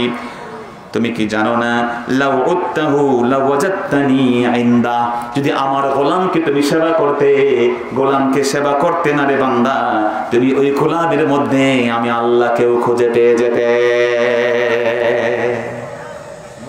আল্লাহ পাক ডেকে বলবেন হে আদম সন্তান, আমি চেয়েছি খোদায় অন্ন, তুমি করো নাই দান। আমি চেয়েছি খোদার মধ্যে অন্য খাবার, তুমি খাবার দেও নাই। মানুষ বলবে তুমি জগতের প্রভু, আমরা কেমনে খাওয়াবে তোমারে, সে কাজ কই হয় কি কভু। মাবুদ আপনি তো জগতের প্রভু, আপনাকে খাওয়াবো, এটা কি কবু হতে পারে? রব্বুল আলামিন জবাব দিবেন হে আদম সন্তান, ক্ষুদিত বান্দা গিয়েছিল তব দ্বারে, মোর কাছে তুমি ফিরে পেতে তাহা, যদি খাওয়াইতে তারে। আল্লাহু আকবার বলেন। এজন্য আমার ভাইরা, মানুষের সেবা করলে সেবা করা হয় কার? জোরে বলেন কার? এজন্য আল্লাহ বলছেন মান যাল্লাযী ইউকরিদুল্লাহ করদান হাসানা, কে আছো গোলাম এই পৃথিবীতে তুমি আল্লাহকে উত্তম ঋণ দিবে? ঋণ দেওয়ার দরকার আছে না নাই? একটা ঋণ হলো এমনিতেই কন্ডিশনাল, 3 মাস 4 মাস 6 মাস 1 বছর পরে দিয়ে দেবে। আরেকটা ঋণ হলো আল কারদুল হাসানা, উত্তম ঋণ। উত্তম ঋণ হলো আনকন্ডিশনাল, যখনই তুমি পারো দিও, আর মনে মনে নিয়ত করবে না দিতে পারলে দিও না, ছেড়ে দিব। সুবহানাল্লাহ বলে। আল্লাহর কোন গোলাম যদি এমন আমল করে, ওই ঋণটা সবচেয়ে উত্তম ঋণ। এই পৃথিবীর বুকে আল্লাহর কোন গোলাম বিপদে পড়ে আমার কাছে এসেছে, 1 লাখ টাকা চায়, যদি আমার দেওয়ার সুযোগ থাকে, ব্যবসা করবে, বাণিজ্য করবে, বিয়ে শাদী করবে, পুকুরে মাছ ফালাবে, সংসারটা সুখের হবে, যদি আমার বন্ধু আপনি 1 লাখ টাকা দেন কন্ডিশন দিয়া, তাহলে ঋণ দিলেন। আর যদি কন্ডিশন ছাড়া দেন, যখন পারো দিও, কোনো নিড নাই, কোনো প্রয়োজন নাই, আর মনে মনে নিয়ত করলেন দিতে না পারলে সমস্যা নাই, তবে আমি মাফ করে দিব। খোদার কসম করে বলি, আমার আল্লাহ আপনাকেও কিয়ামতের বোঝা হালকা করে দিবে। এই যে ঋণটা, এটার নাম কারজে হাসানা। এটার নাম কি জোরে বলেন? আল কারদুল হাসানা। প্রথমটা শুধু কারজ আল মাশরুত, আর দ্বিতীয়টা কারজে হাসানা। আল্লাহ কারজে হাসানা চেয়েছেন। তো আবু দাহদা মনে আছে তো? আবু দাহদা যখন শুনলেন আল্লাহ ঋণ নেন মানে গরিবকে দিলে, রব্বুল আলামিন কবজা করেন, বাড়া দেন, জান্নাতে নিয়ে যান, তিনি বললেন রাসূল গো, আমার 2টা বাগান আছে, একটা উপরে একটা নিচে, আমি একটা আল্লাহর পথে দিয়ে দিতে চাই। বিবির সাথে দেখা হলো, বলে উম্মে দাহদা শোনো, রাসূল বলেছেন আল্লাহ নাকি ঋণ নেন, আল্লাহকে ঋণ দেওয়ার থেকে উত্তম ঋণ আর কি হতে পারে রে? আমি আমার রাসূলকে কথা দিয়েছি একটা বাগান দিয়ে দিব, একটা তো উপরে একটা নিচে, কোনটা ভালো তুমি হিসাব করো। বিবিও রাজি হয়ে গেলেন। তিনি বলেন আবু দাদা উপরে যে বাগানটা ভালো, ওখানে 600 খেজুরের গাছ আছে। আল্লাহু আকবার বলেন। খেজুর গাছ সবচেয়ে ভ্যালুয়েবল প্রপার্টি আরব যুগের মানুষের জন্য। এখন যেমন গুলশান বনানীতে ফ্ল্যাট একটাই 1-1.5 কোটি টাকা আছে না নাই? সেই রকমের ওই সময়ের খেজুর গাছের বাগান সবচেয়ে ভ্যালুয়েবল, সবচেয়ে উৎকৃষ্ট মানের প্রপার্টি। আবু দাহদা বলেন বিবি যেহেতু উপরেরটা ভালো বলেছ, গেলাম রাসূলের কাছে, আপত্তি করিও না, আল্লাহ দিবেন। রাসূলের দরবারে গিয়ে আবু দাহদা বললেন রাসূল গো, আল্লাহর নবী, যেহেতু আমার আল্লাহ ঋণ নিবেন, ইন্নী আকরাতু রাব্বি হাইতান ফিহি 600 নাখলা, আমি আমার 600 খেজুর গাছওয়ালা ওই বিশাল বাগানটা আমি আল্লাহর পথে এই মুহূর্তে সাদাকা করে দিয়ে দিলাম। এটা প্রপার্টি জনগণের, তারা সব কিছু এর থেকে গ্রহণ করে। রাসূল ইসলাম বলেন, আবু দাহদা, নিঃসন্দেহে আমার আল্লাহ তোমার এই দানকে ভুলবেন না, এটা আল্লাহ নিজে কবুল করে নেবেন। সুবহানাল্লাহ বলবেন না? ভাইয়েরা আমার, দান করলে কি হয়? কারজে হাসানা করলে আল্লাহ বলছেন, কারজে হাসানা কেউ যদি করে, সূরাতুল বাকারার 245 নম্বর আয়াতে আল্লাহ শেষে রিওয়ার্ডটা বলছেন, তিনি বলছেন ফায়ুদাইফাহু লাহু আদআফান কাসীরা। আমার আল্লাহ ওই করজে হাসানাকে বহু বহু গুণে বাড়ায়া দিয়ে দিবেন। সুবহানাল্লাহ। সূরা বাকারার 261 নম্বর আয়াতে আল্লাহ অন্যত্র সুন্দর করে বলে দিয়েছেন, মাসালুল লাযীনা ইউনফিকুনা আমওয়ালাহুম ফি সাবিলিল্লাহি কামাসালি হাববাতিন আনবাতাত সাবআ সানাবিলা ফি কুল্লি সুমবুলাতিন মিআতু হাব্বা ওয়াল্লাহু ইউদাইফু লিমান ইয়াশা ওয়াল্লাহু ওয়াসিউন আলীম। সুবহানাল্লাহ। রব্বুল আলামিন জানিয়ে দিয়েছেন, আল্লাহর পথে কেউ যদি 1 টাকা দান করে, 1 টাকা দান করে, তার উদাহরণ হলো একটা জমিনের ভিতরে একটা বিচি রোপণ করার মতো। ধানের গমের একটা বিচি কেউ যদি জমিনে পুঁতে ফেলে, ওখান থেকে 7টা থোড়া বের হয়, প্রত্যেকটা থোড়ার মধ্যে 100টা করে ধান দিয়ে দেন কে? ঠিক যেমন একটা ধান থেকে, একটা ধানের বিচি থেকে একটা দান না, 2টা ধান না, 70টা না, বরং 700টা, মাঝে মাঝে তার থেকেও বেশি হয়ে যায়। আমার আল্লাহ বলে দিয়েছেন, 1 টাকা দান করলে এমন বেশি বেশি বাড়ায়া কিয়ামতের দিন অ্যাকাউন্টটাকে ফুলফিলমেন্ট করে দিবেন কে? আমার মুসলমান ভাইয়েরা, বিনয়ের সাথে বলি, রাসূলের একজন সাহাবী ছিলেন ইবনে মাসউদ রাদিয়াল্লাহু তাআলা আনহু। তিনি এসে বললেন, ইয়া রাসূলুল্লাহ, আমার তো একটা উট আছে, এই একটা উট যদি আমি আল্লাহর পথে দান করি, তাহলে আমার কয়টা উট কিয়ামতের দিন পাবো? আপনি তো বলতেন 1 টাকা দিলে 700 টাকা, কিন্তু একটা উট যদি দিয়ে দেই? রাসূল সাল্লাল্লাহু আলাইহি ওয়াসাল্লাম বলেছেন, লাতা'তিনা ইয়াওমাল কিয়ামাতি বি700 নাকাতিন মাখতুমা। ও আমার সাহাবী, আমি তাকিয়ে দেখেছি তোমার উটটা খালি মুখ নাই, তার লাগাম লাগানো, তার লাগাম লাগানো। এই লাগাম লাগানো ওইটাকে আমার আল্লাহ ভুলবেন না। কিয়ামতের দিন লাগাম ছাড়া না, তোমার লাগাম লাগানো 700 উট দিয়ে আল্লাহ তোমার আমলনামাকে মালামাল করে দিবে। রাসূল তাকায় দেখেন উটটা কেমন চেহারা, দেখলেন যে এটা লাগাম লাগানো আছে। লাগাম কেন? To control the horse. যখন লাগাম লাগিয়ে ফেলবেন, আপনি তাকে কন্ট্রোল করে ফেললেন। রাসূল বলছেন, দেখো সাহাবী, তোমার যে উটটার লাগাম শুদ্ধ আল্লাহ 700 উট দিয়া তোমাকে কিয়ামতের দিন তোমাকে উঠাই ফেলবেন। চিৎকার দিয়ে বলেন সুবহানাল্লাহ। এজন্য ভাইরা, আল্লাহর কাছে সবচেয়ে বেশি ব্যবসা পাওয়া যায়। কথা বলেন ঠিক কি না? রব্বুল আলামিন 2 নাম্বার যে কথা বলেছেন সেটা হলো, আল্লাহু ইয়াকবিদু ওয়া ইয়াবসুতু ওয়া ইলাইহি তুরজাউন। আল্লাহ দানকে বড় যত্ন করে রাখেন, বড় ভালোবাসেন। কেবল যত্ন করে জমা করেন না ভল্টের মধ্যে। স্বর্ণ রাখবেন, ব্যাংকে ভল্টে রেখে দিবে। স্বর্ণ রেখে দিবেন, অল গহনাগুলো সেগুলো ব্যাংকের ভল্টে রাখবে, চার্জ নিবে। বলা যায় যত বছর রাখবেন গহনা থেকে কেটে কেটে অংশ নিয়ে নিবে। ঠিক কিনা জোরে বলে? চার্জ না দিলে ওই গহনা থেকে কেটে কেটে দাম কমায় রাখালে ব্যাংকওয়ালারা, কারণ হে প্রটেক্ট করছে আপনার গহনাকে। এজন্য দেখা যায় ঢাকা শহরে, বোঝেন নাই, সিন্দুক চিনেন তো আপনারা? ভারী ভারী সিন্ধুক, একটা সিন্ধুকের দাম 7, 8, 10 লাখ টাকা। এগুলো কেনার কাস্টমার বাংলাদেশে অভাব আছে? অভাব আছে ভাই? হাজার হাজার কাস্টমার। সাংবাদিক জিজ্ঞেস করলো, এত টাকা দিয়ে এগুলো কিনে কেনা? বহু আছে, ডেইলি আমরা 4-5টা বিক্রি করি। কথা বুঝেন নাই? ভালো টাকা যেগুলো আছে, কালো না সাদা, ওগুলো কখনো রাখা হয় আরাম করে। কথা বলেন ঠিক কি না?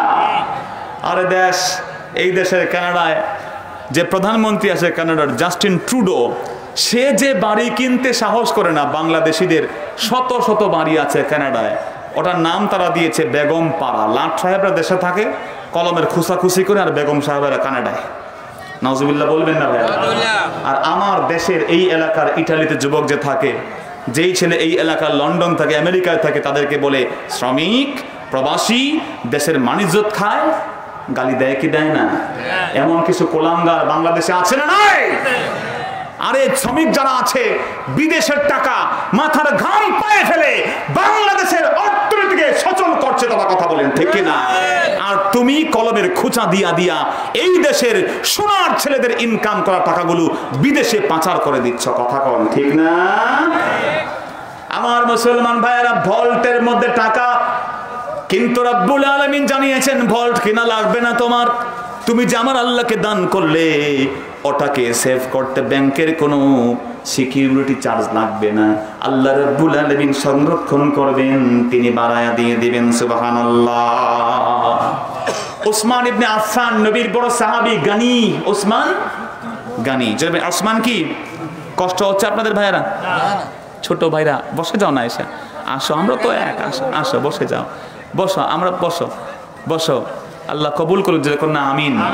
বসো, আমি তো তোমাদের কথাই বলবো, আমরা তো এক কোরআন শরীফই পরে আলেম হয়েছি কি ভাই ঠিক না? আমাদের কোরআন এক। দারুন নাজাত মাদ্রাসা আলহামদুলিল্লাহ তাফসিরের জালালাইনের যে কিতাবটা আছে ফুললি খতম হয়, আলহামদুলিল্লাহ বলবেন না? মেশকাত খতম হয়, তাই 17-18 জন শিক্ষক পরে পরে ব্যাখ্যা বিশ্লেষণ পরে আমরা খতম করাই। বুখারী শরীফ খতম হয় প্রায় 15 থেকে 16টা সরু হাতের কিতাব দেখে দেখে 10-15-20 জন শিক্ষক মিলে গোটা 4-5 মাস অনবরত আমরা ব্যাখ্যা সহ, খতম মানে কি খালি পড়লেন এটা না, ব্যাখ্যা সহ আমরা পড়াই। আলহামদুলিল্লাহ বলবেন না? দারুন নাজাতে 4000-এর উপরে ছাত্র এট এ টাইম, পাগড়ি পরে, কালো পাগড়ি পরে, গোল পাঞ্জাবি, এই যে আমি পাঞ্জাবি পড়ছি না, এই খবরের পাঞ্জাবি এটা পরে আমার ছেলেগুলো, আমাদের ছেলেগুলো 4000 ছাত্র একসাথে মসজিদে বাজামাত নামাজ পড়ে। আলহামদুলিল্লাহ বলবেন না? যদিও আমরা আলিয়া মাদ্রাসা, আমরা কি মাদ্রাসা? সারসিনা মাদ্রাসা, আলিয়া মাদ্রাসা, সেখানে কি সুন্নত তরিকা আছে না নাই? আমাদের কোরআন এক। আবারও বলি, কামি মাদ্রাসায় যেই কোরআন শরীফ তারা পড়েন আমরা এটাই পড়ি ভাই, ওখানে বুখারী শরীফ ওটা আমরাই পড়ি। তা আমরা শুধু শুধু একটু একটু ভুল বুঝি, এই ভুল বুঝকে আল্লাহ পাক উতরে দেন, কন্যা আমিন। একটু উদার হলেই দেখবেন আর ইসলামের বিরুদ্ধে নাস্তিকরা শ্বাস ফেলতে পারবে না, ঠিক কিনা বলে? এখন তো আমরা আলহামদুলিল্লাহ অনেক কাছে আসতেছি, আল্লাহ কবুল করুক, বলেন না আমিন। এটাই দরকার ইসলামের জন্য, কি ভাই ঠিক না? আলেম ওলামা যদি একে অপরের প্রশংসা করেন, কেউ কারো গালিগালাজ না করেন, সবাই সবাইকে ভালোবাসে, আমাদের চোখে পানি চলে আসে, দেখে কত ভাল লাগে। আর যদি কেউ গালিগালাজ করে, একে অপরকে বকা দেয়, গালি দেয়, ধুয়ে দেয়, ধুলাই করে, বাঁশ দেয়, এগুলো দেখলে লজ্জায় আমাদের মাথা হেট হয়ে যায়, কথা বলেন ঠিক কি না? মাঝে মাঝে তো আমরা পরিচয় দিতেই খারাপ লাগে যে আমরা মাঝে মাঝে মাহফিলে ওয়াজ করি, এই পরিচয় দিতে আইডেন্টিটি ক্রাইসিসে ভুগি আমরা। এজন্য ভাইয়েরা, আমাদের ভাইদেরকে আল্লাহ দিলকে উজাড় করে দেন, কন্যা আমিন। আমি খুব বেশি লম্বা সময় নিচ্ছি না, একটা কথা বলি। ওসমান ইবনে আফফান রাদিয়াল্লাহু, তিনি গানি ছিলেন। বিইরে রুমা একটা কূপ ছিল, মদিনার সবচেয়ে বেস্ট সোর্স অফ ওয়াটার, খুব ভালো পানি পাওয়া, ড্রিঙ্কেবল ওয়াটার ছিল না, কিন্তু এই সুপেয় পানি ইহুদির মালিকানায় ছিল, ইহুদির টাকা নিয়ে খালি পানি বিক্রি করত। রাসূল বললেন, যে ব্যক্তি আমাকে বিইরে রুমা কিনে দিবে আমি তার জন্য জান্নাতের গ্রান্টার হয়ে যাব। সুবহানাল্লাহ বলে। ওসমান রাদিয়াল্লাহু টাকা পয়সা যা আছে কাঁচাইছেন, সব নিয়ে গেলেন বিইরে রুমা কিনতে। ইহুদি কই দিমু না। ওসমান বললেন, তাহলে তুমি দাও, 20,000 দিরহাম আমি দিব, অর্ধেক দাও। ঠিক আছে, নাও অর্ধেক। কিন্তু ওসমান গনি রাদিয়াল্লাহু তাআলা খুব বুদ্ধি খাটিয়ে তিনি, ইহুদি ভাবছে ওসমান ব্যবসা করার জন্য নিছেন, যে 3 দিন আমি ব্যবসা করব, 3 দিন তুমি। কিন্তু ওসমান গনি বলেন, পানি বিক্রি করে জায়েজ হবে না, আমার সাহাবীরা আমার 3 দিনে ফ্রি অফ কস্ট যা লাগে পানি এখান থেকে নিয়ে যাও। সুবহানাল্লাহ বলবেন না? ইহুদি ভাবলো ব্যবসাটা লাফে উঠছে, বাকিটা তুমি নিয়ে যাও ওসমান, এরা নিয়ে যাও, 20 বা 10, আমি ভুল হতে পারে, 10 বা 20,000 দিরহামে ওসমান পুরোটা কিনে নিলেন। রাসূল তো বলছেন যে নাকি এই বিইরে রুমা কিনবে, আমার সাহাবীদের জন্য দান করে দিবে, আমার আল্লাহ তাকে জান্নাতের গ্যারান্টি, জান্নাত দিবেন, আমি তার গ্রান্টার। ওসমান রাদিয়াল্লাহু যখন কিনে ফেলেছেন, আরো অসংখ্য সাহাবী টাকাটা গোছাইয়া যে এইটা কিনলেই তো জান্নাত। আল্লাহু আকবার বলেন। আরে নবীর কথা কেমন বিশ্বাস করেছেন, আর আমরা নবীর কথা কেমন বিশ্বাস করতে চাই না। রাসূল বলেন, দান করলে বিপদ মুসিবত কাটে, কিন্তু আমরা দান করতে চাই না, ঠিক না ভাই? আমি কালেকশন কিন্তু করব না, কিন্তু আপনাকে বোঝানোর জন্য বলি, মসজিদে গেলে আপনি 100 টাকা ফেলে দেন না বাক্সে, আপনার 1000 টাকা 10,000 টাকার বিপদ থেকে আপনাকে বাঁচাই দিবেন কে? আপনার মোটর সাইকেল আছে, পাঞ্চার হইতো না ভাই, মোবিল চেঞ্জ করা লাগবে না, দেখবেন কায়দা করে চলতেই পারবেন।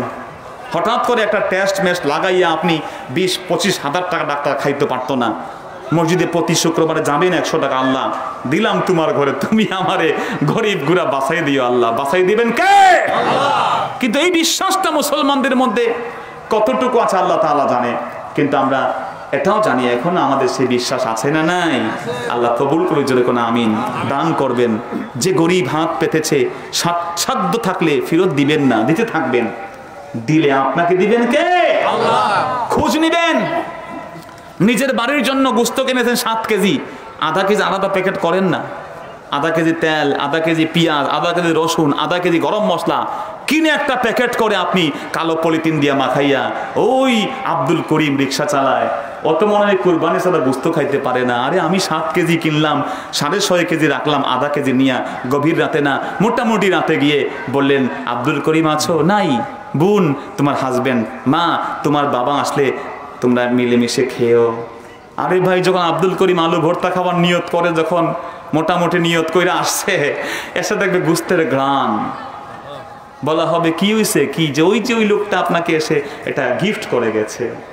আমার ভাই, আপনি একটা খুশি, একটু চোখের কোণে যে জল আসবে, ওর কারণে আমার আল্লাহ আপনাকে জান্নাত দিতে পারে কি পারে না? এই জন্য গোপনে দিতে হবে। কিভাবে? জোরে বলেন।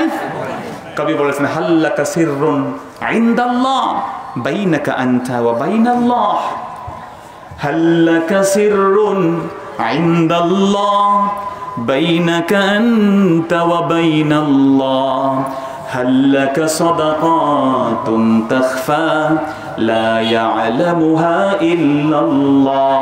আল্লাহু আকবার বলেন। হাল্লাকা সিররুন ইনদাল্লাহ, কবি বলছেন তোমার কি গোপন একটা আমল আছে আল্লাহর কাছে? বাইনাকা ওয়া বাইনাল্লাহ, তোমার সাথে আল্লাহর সাথে কেউ জানে না। হাল্লাকা সাদাকাতুন তাখফা, জীবনে একটা দান কি গোপন করছো, যেই দানটা কেউ জানে না, জানে একজন। জোরে বলেন তিনি কে? আল্লাহ। একটা দানও কি এমন আমাদের আছে? প্রশ্ন করিয়েন তো। কাউকে কি আপনি গোপনে ঢাকা শহরে যাচ্ছে চিকিৎসা করতে, অসুস্থ, আপনি কি কোনোদিন 5,000 টাকা গোপনে দিয়ে তার পকেটে ঢোকাই দিয়ে বলছেন কাজে লাগবে? যদি এই কাজটা একদিনও করতে পারেন, আল্লাহর কসম করে বলি আপনার ওই দানটা আপনাকে জান্নাতে নিয়ে যাবে। সুবহানাল্লাহ বলবেন না ভাইয়েরা? তো ওসমান বিন আফফান, বলছি যে আল্লাহ পাক কেমনে দানকে সংরক্ষণ করেন তার উদাহরণ বাস্তব। ওসমান বিন আফফানের কাছে সবাই গিয়ে বললেন দাও, ডবল দিব হবে না, ট্রিপল দেব হবে না, 4 গুণ দিব হবে না, 5, 7, 9 গুণ পর্যন্ত গেছেন। ওসমান বলেন রে, তোমরা 9 গুণ পর্যন্ত দাম দিয়েছো, কিন্তু আল্লাহ বলেছেন বানজা আবিল হাসানা ফালাহু আশরু আমসালিহা, যে ব্যক্তি 1 টাকা দান করবে 10 টাকা দানের সওয়াব দিবেন কে? যদি কেউ 10 গুণ দিতে চাও তাতেও দিব না। এটা আমি কিনেছি, আমার রাসূল বলেছেন যে আমাকে বিরে রুমা দান করবে, আমি তাকে জান্নাতের গ্যারান্টি দিয়ে দিলাম। যাও যাও, এটা আমি আমার রাসূলকে দান করে দিয়ে দিলাম। আপনি শুনলে অবাক হবেন, এখনো ওকাজ নিউজ আছে। ওকাজের মেলা শুনছেন না? নাম আরব দেশে একটা মেলা হতো, নাম কি? ওকাজের মেলা। ওকাজ, এই ওকাজ নামে একটা আরবি ম্যাগাজিন আছে। কি ম্যাগাজিন? পত্রিকা বুঝেন তো? আমাদের দেশে ইনকিলাব আছে, ইত্তেফাক আছে, প্রথম আলো আছে, এটা সেটা আছে। তো এই যে পত্রিকা, আরব দেশের পত্রিকার নাম হচ্ছে ওকাজ। ওকাজ.net একটা নিউজ টেলিকাস্ট করেছে কয়েক বছর আগে, যে 1400 বছর আগে হযরত উসমান যে দানটা করেছেন বাইতুল মালে মুসলমানদের পানি পান করার জন্য, ওই বিইরে রোমার ওই কূপটার পাশে কিছু খেজুর গাছ ছিল। কি ছিল? জোরে বলেন। খেজুর গাছ। ওই খেজুর গাছ দিয়ে কিছু দান, এগুলো তো ডিস্ট্রিবিউশন করতে হলে রাসূলের জামানায় সাহাবায়ে কেরাম ওমর ইবনে খাত্তাবের পরে ওসমানের জামানায় পরবর্তীতে ওসমান রাদিয়াল্লাহু নামে একটা ট্রাস্ট গঠন করেছেন। এখনো সৌদি আরবে মদিনায় ওসমান টাওয়ার তৈরি হয়েছে ওই টাকা দিয়া ব্যাংকে ওসমানের কোটি কোটি রুপি, কোটি কোটি রিয়াল 1400 বছর পর্যন্ত ওসমান রাদিয়াল্লাহর ব্যাংকের অ্যাকাউন্ট এখন পর্যন্ত চালু আছে। সুবহানাল্লাহ বলবেন না? আমি আপনাকে খুলে আর কি বলবো, যে আল্লাহ বলছেন যে আমি এটাকে বাড়িয়ে দেব। ইয়াকবিদু ওয়া ইয়াবসুত, আল্লাহ বলছেন যে এটাকে আল্লাহ কবজ করবেন, এটাকে বাড়াই দিবেন। বাড়াইতে বাড়াইতে এত কোটি কোটি টাকা জমছে, কথা বোঝেন নাই। মনে করেন একটা খেজুর গাছের ফল আমরা 5 ভাগ বিক্রি করলাম, 2 ভাগ রেখে দিলাম অ্যাকাউন্টে। এমন রাখতে রাখতে ওসমান রাদিয়াল্লাহু নামের যে অ্যাকাউন্টটা 1400 বছর পর্যন্ত ব্যাংকের এখনো আছে বাইতুল মালে, এই অ্যাকাউন্টে এত কোটি কোটি টাকা জমা হয়েছে যে এই কোটি টাকা দিয়া জনগণের সেবার জন্য সৌদি গভর্নমেন্ট বর্তমানে ওসমান টাওয়ার নামে মদিনাতুল মুনাওয়ারায় বিয়ের রোমার পাশে একটা টাওয়ার বানাই ফেলছে। সুবহানাল্লাহ বলবেন না ভাইয়েরা? এজন্য বন্ধু, আমরা যে কাজ করব তা হলো আমরা মানুষকে দান করব, ঋণ দিব, কর্জে হাসানা দিব। রাজি আছি না নাই? রব্বুল আলামিন জানিয়ে দিয়েছেন কর্জে হাসানা দেওয়ার কিছু প্রপার ওয়ে আছে। যদি কেউ কারোর সাথে ব্যবসা করে ঋণ দেয় তাহলে তা যেন রেখে নেয়, তা যেন লিখে রাখে। ব্যবসা করেন, বাণিজ্য করেন, চুক্তি করেন, সবকিছু মুখে মুখে হবে না, হবে লিখে লিখে। কেমনে হবে? জোরে বলেন। ইসলামকে আপনাদেরকে ব্যবসার নীতি শিখায় কি শিখায় না? রব্বুল আলামিন জানিয়ে দিয়েছেন সূরা বাকারার 282 নম্বর আয়াতে রব্বুল আলামিন বলছেন, ইয়া আইয়ুহাল্লাযীনা আমানু ইযা তাদায়ানতুম বিদাইনিন ইলা আজালিম মুসাম্মা ফাকতুবু। হে মুসলমান ইমানদাররা, যদি তোমরা কোনো একে অপরকে ঋণ দাও, একে অপরের মধ্যে লেনদেন করো, ঋণ আদান প্রদান করো, তাহলে নির্ধারিত সময়ের জন্য হলে ফাকতুবু, এটা লিখে রাখিও। ওয়ালয়াকতুব বাইনাকুম কাতিবুম বিল আদল, এবং তোমাদের মধ্যে একজন যেন ইনসাফের সাথে উভয়টা লিখে রেখে দেয়, যাতে করে তথ্য গোপন না করে। আল্লাহু আকবার বলে। লিখে রাখতে বলেছে। আমাদের ব্যাংকেও ঋণ লেখা হয়। বড় বড় কোম্পানি হাজার কোটি টাকা ঋণ নেয়, কিন্তু যখন লিখে তখন ভুয়া জিনিস লিখে। কথা বলেন ঠিক না? এমন এমন প্রপার্টি দেখায় লোন নিয়ে যায়, যখন ব্যাংকওয়ালারা ওটা তালাশ করে দেখে এত হাজার কোটি টাকা ঋণ দিয়েছে, কিন্তু যেই সম্পত্তি দেখাইছে সব ভুয়া। আছে না নাই? আল্লাহ বলে দিয়েছেন ওয়ালয়াকতুব বাইনাকুম কাতিবুম বিল আদল। ঋণ খেলাফি যারা আছে তারা ভুয়া তথ্য দিয়া ঋণ গ্রহণ করে ব্যাংক থেকে। কি ভাই ঠিক না? শত শত কোটি টাকার ঋণ খেলাফিদের তালিকা বাংলাদেশে প্রতি বছর আছে না নাই? জোরে কেন আছে না নাই? লিখতে হবে, কারণ মানুষ ভুলে যায়।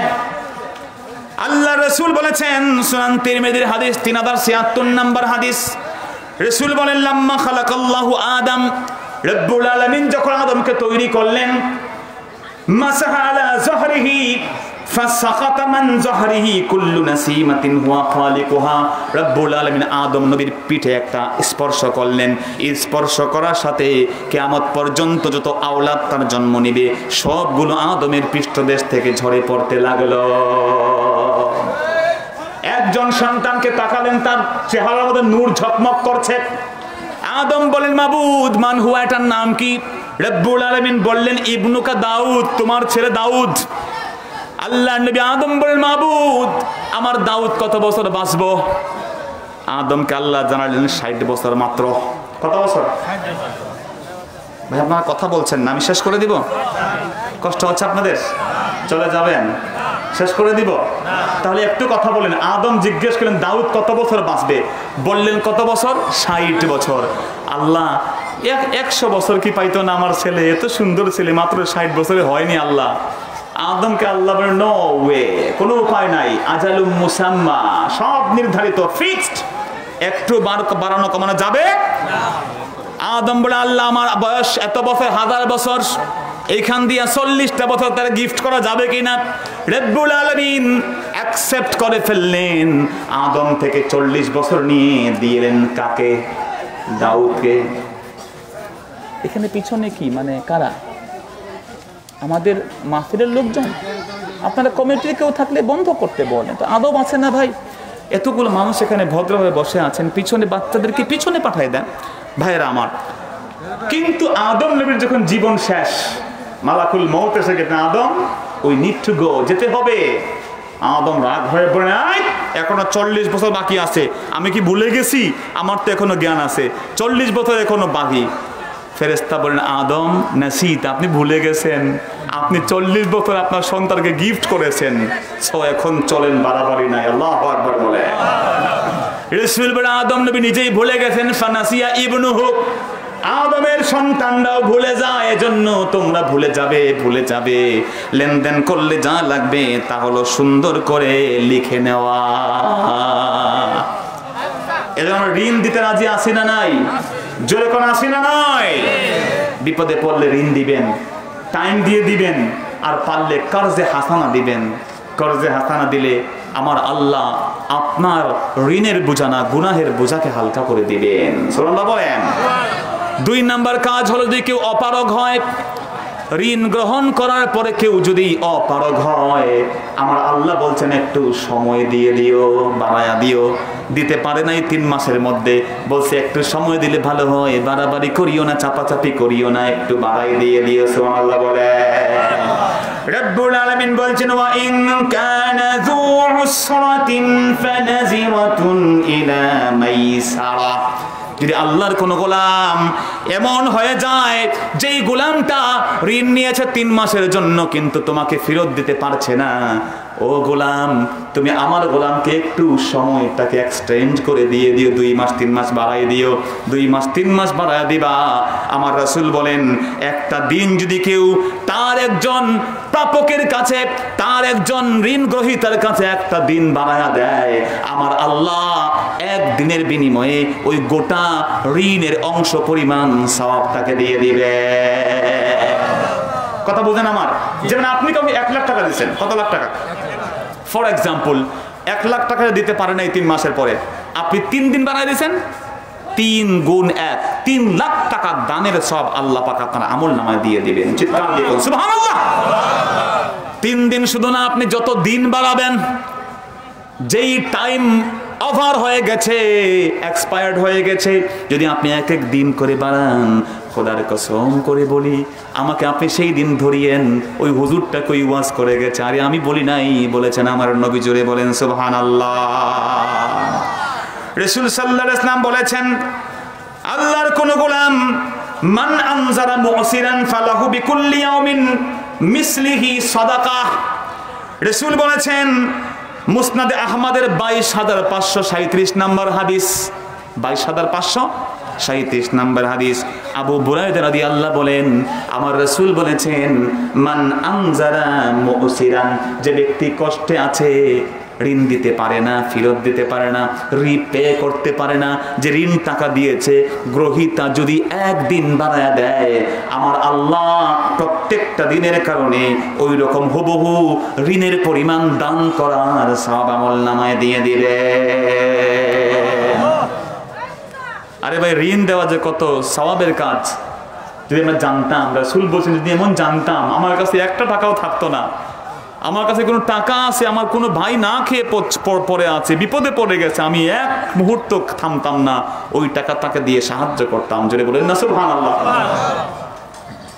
আমার মুসলমান ভাইয়েরা, যদি আপনি ঋণ দান করেন, রব্বুল আলামিন বলে দিয়েছেন সুনান তিরমিজির 1306 নম্বর হাদিস, আবু হুরায়রা রাদিয়াল্লাহু তাআলা আনহু বলেন মান আনজারা মুসিরান, আল্লাহর কোন গোলামকে কেউ যদি একটু সুযোগ দেয়, ঋণ নিয়েছে কিন্তু কষ্টে আছে, ব্যবসায় লাভ নাই, করোনা ভাইরাস চলে আসছে, ঋণ পরিশোধ করতে পারছে না, আওয়াদা আলাহু, ঋণ মাফ করে দিয়েছে অথবা ঋণকে সময় বাড়ায়া দিয়েছে, রব্বুল আলামিনের হাবিব বলেন ইন্নাল্লাহ তাআলা আযাল্লাহু ইয়াউমাল কিয়ামাতি ইয়াওমা লা জিল্লা ইল্লা জিল্লু, আমার আল্লাহ কিয়ামতের দিন যে 7 জন ব্যক্তিকে তারা আরশে আজিমের ছায়ার নিচে ছায়া দিবেন, ওই ব্যক্তিকে আমার আল্লাহ তাদের মধ্যে অন্তর্ভুক্ত করে দিবে।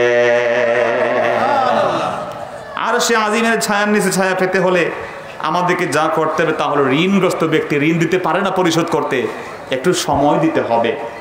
কি করতে হবে? জোরে বলেন। আমার মুসলমান ভাইরা, কিয়ামতের দিন রব্বুল আলামিনের কাছে একজন ব্যক্তিকে হাজির করা হবে। হাদিস শরীফে বলছে আতাল্লাহ বিআবদিহি মিন আবিদিহি ইয়াউমাল কিয়ামা, কিয়ামতের দিন আমার আল্লাহর কাছে অনেকগুলো বান্দার মধ্যে একটা বান্দাকে হাজির করা হবে। রব্বুল আলামিন বলবেন অথবা ফেরেশতা বলবে মাজা আমিলতা লি ফিদ দুনিয়া লিল্লাহি ফিদ দুনিয়া, ও আল্লাহর গোলাম তুমি দুনিয়াতে আল্লাহর জন্য কি আমল করছো? একজন গোলামকে হাজির করা হবে, যেই গোলামকে জিজ্ঞেস করবে আল্লাহ অথবা ফেরেশতারা, আল্লাহ জিজ্ঞেস করলে বলে মাজা আমিলতা লি, আমার জন্য কি আমল করছো ক, অথবা ফেরেশতারা বলবেন আল্লাহর জন্য কি আমল করছো ক। তখন সে লোকটা বলবে ইয়া রব্বি, রাব একটা পরিমাণ কোনো ভালো আমল আমার নাই। রব্বুল আলামিন ফেরেশতাদেরকে বলে ও ফেরেশতা দেখ না কোনো আমলটা আমার আসেনি, বাঁচানোর কোনো কায়দা আছে কিনা। আল্লাহু আকবার বলেন। লোকটা বলবে আল্লাহ কোনো আমল নাই, ফেরেশতা বলবে আল্লাহ কোনো আমল নাই। রব্বুল আলামিন বলবেন রে আমার ফেরেশতারা খালি নামাজ রোজা হজ যাকাত কি নেক আমল, না না না, দেখ আমার বান্দার লেনদেনটা কেমন। সুবহানাল্লাহ বলবেন না? আমার মুসলমান ভাইরা, হাদিস শরীফের মধ্যে আসছে আল্লাহর গোলাম তাকে পাশে রেখে ফেরেশতারা যখন তার নেক আমলের খতিয়ান খুঁজবেন, নামাজ রোজা হজ যাকাত অতিরিক্ত কিছু নাই, শুধুমাত্র তার লেনদেন খুঁজে বের করে বলবেন আল্লাহ আপনার গোলাম বড় ধনী মানুষ ছিল, ধনী মানুষরা ব্যবসা করতো, মানুষকে বাকি দিত, ঋণ দিত, কার্জে হাসানা দিত।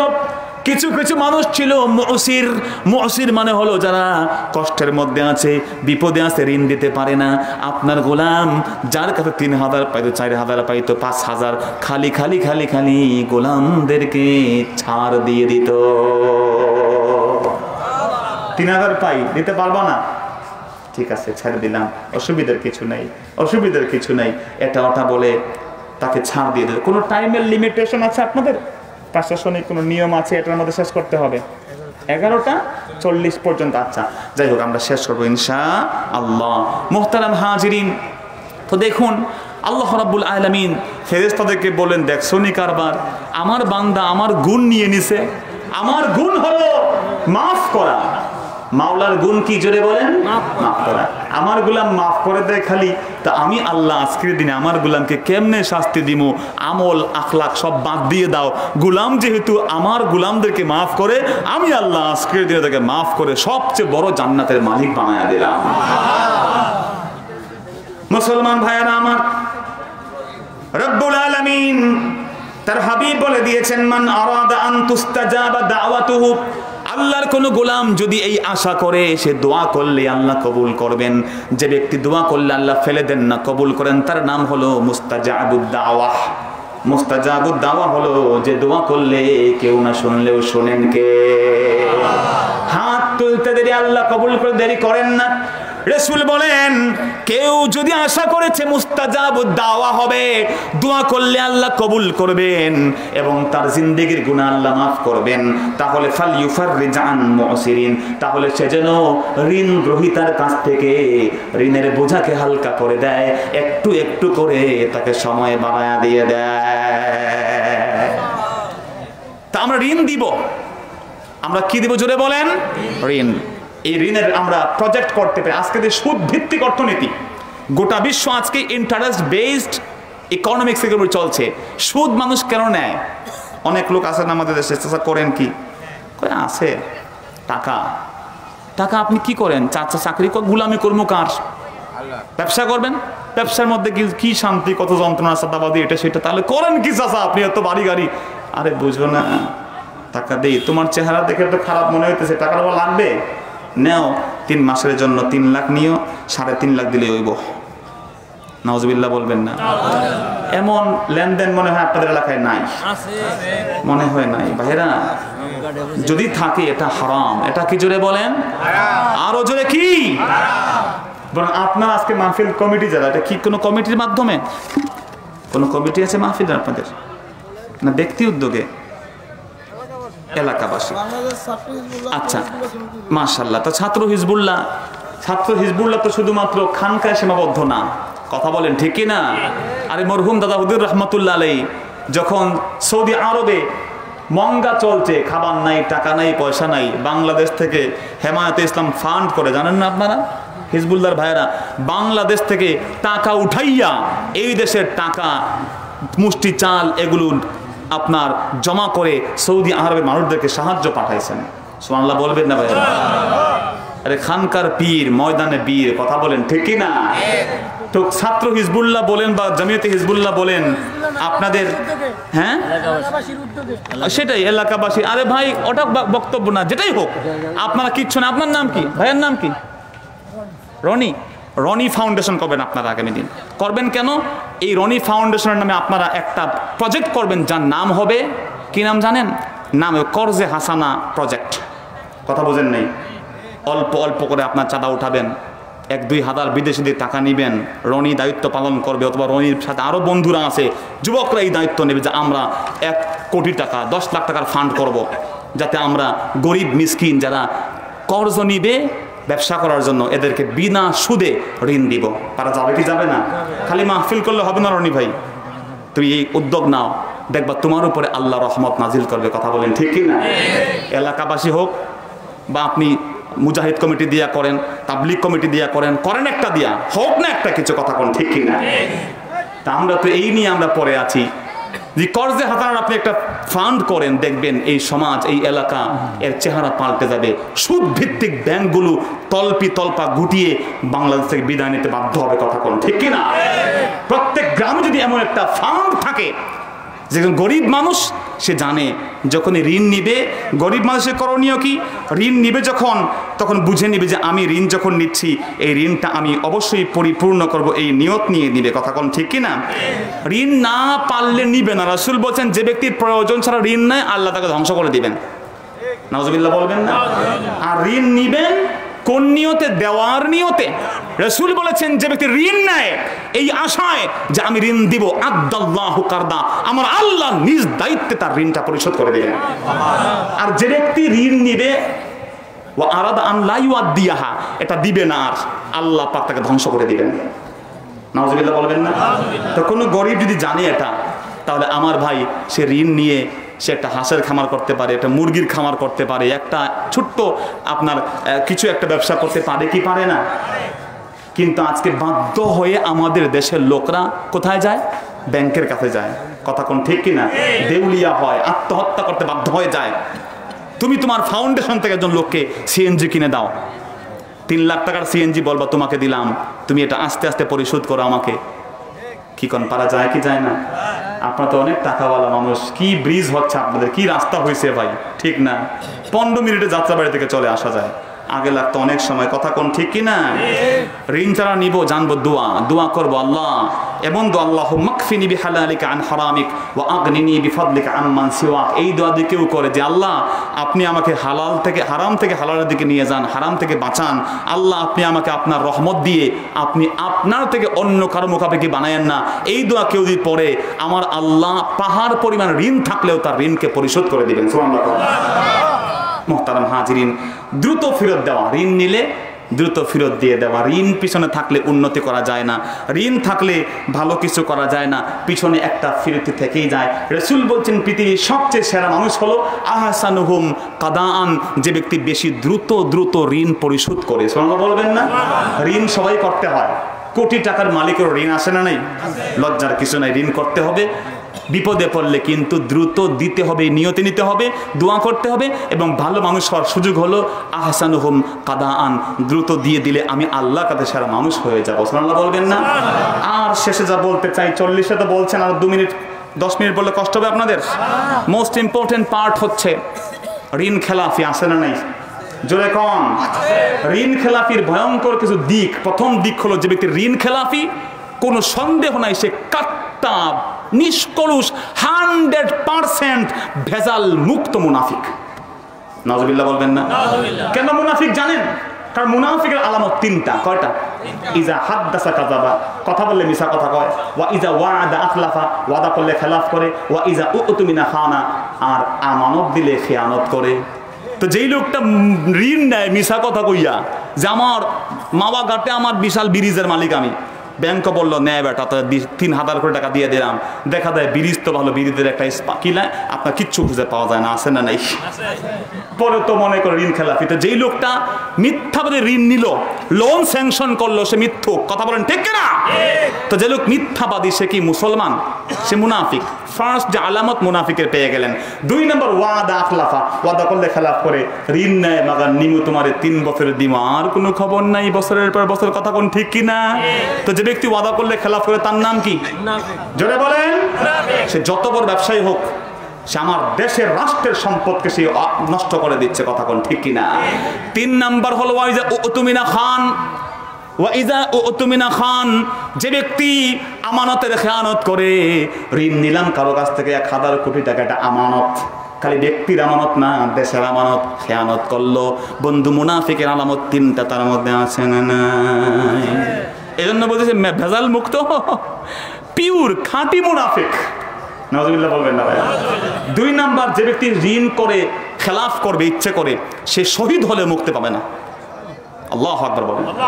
রাসূল বলেছেন যে ব্যক্তি ঋণ করে ফেরত দিবে না, ঋণ খেলাফি করবে, ওয়া ইন মাতা, মারাও যায়, ওয়া ইন শাহিদা, শহীদ হয়, আমার আল্লাহ তাকে ছাড় দিবেন না। কেন? কারণ সে মানুষের হক নষ্ট করেছে। ঠিক কিনা যদি বলেন? ঋণ যে নিবে, ঋণগ্রস্ত ব্যক্তির যে ইচ্ছে করে ঋণকে ডিলে করেছে, রাসূল তার জানাজা পড়েন নাই। রাসূল জিজ্ঞেস করতেন হাল্লাহু দাইন, এর ঋণ আছে?